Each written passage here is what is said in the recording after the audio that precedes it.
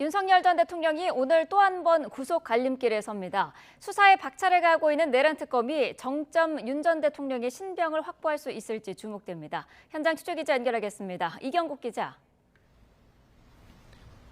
네, 서울중앙지방법원입니다. 네, 윤 전 대통령 오늘 오후에 구속영장 심사를 받을 예정이죠?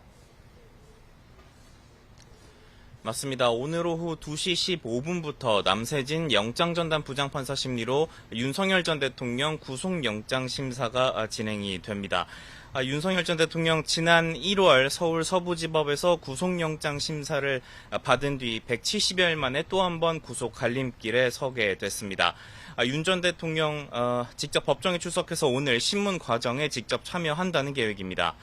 신문이 끝나면 윤석열 전 대통령 결과가 나올 때까지 서울 구치소에서 대기할 것으로 보이는데요. 특검과 윤 전 대통령 측 양측 모두 상당한 양의 PPT를 준비하는 등 치열한 법리 공방을 예고하고 있습니다.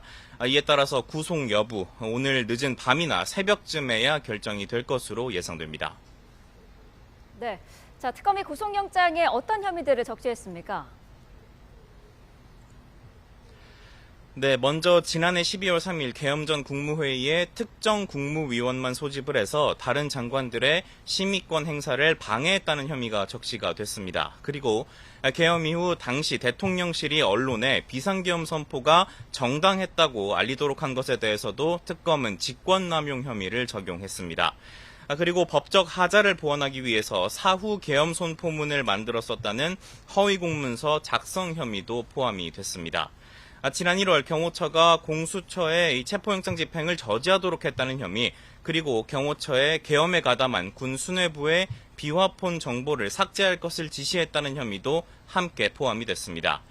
특검은 이 같은 범죄 혐의의 중대성을 강조하는 것은 물론이고 사건 관련자들의 진술이 윤 전 대통령 변호인들의 조사 입회 여부에 따라서 달라졌었다는 점을 강조하면서 증거 인멸 우려를 오늘 집중적으로 부각할 것으로 전망이 됩니다. 네, 반면에 윤 전 대통령 측은 구속 필요성이 낮다는 점을 강조할 것으로 보이죠. 맞습니다. 윤 전 대통령 측 이미 재판이 진행 중인 내란 우두머리 혐의 재판에도 성실하게 출석을 하고 있고 특검 조사에도 모두 응했던 만큼 구속 필요성이 없다는 입장을 밝히고 있습니다. 그리고 구속영장에 적시된 혐의 모두 부인하고 있는 상황인데요.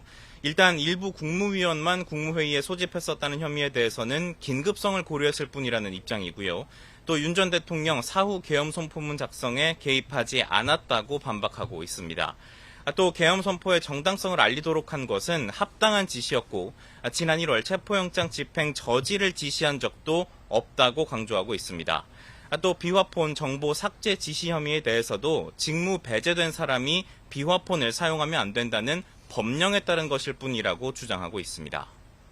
네, 양측의 날선 법리 공방이 예상되는데 윤 전 대통령 구속 여부가 향후 수사에는 어떤 영향을 미칠까요? 네, 일단 내란특검 지난달 18일 본격 수사에 나섰고요. 속전속결로 수사를 진행해 왔습니다. 국무위원들을 잇따라 소환 조사한 것은 물론이고요. 김용현 전 국방부 장관과 여인영 전 방첩사령관, 그리고 문상호, 노상원 전 정보사령관 등 핵심 관계자들의 추가 신병 확보에 성공을 했습니다.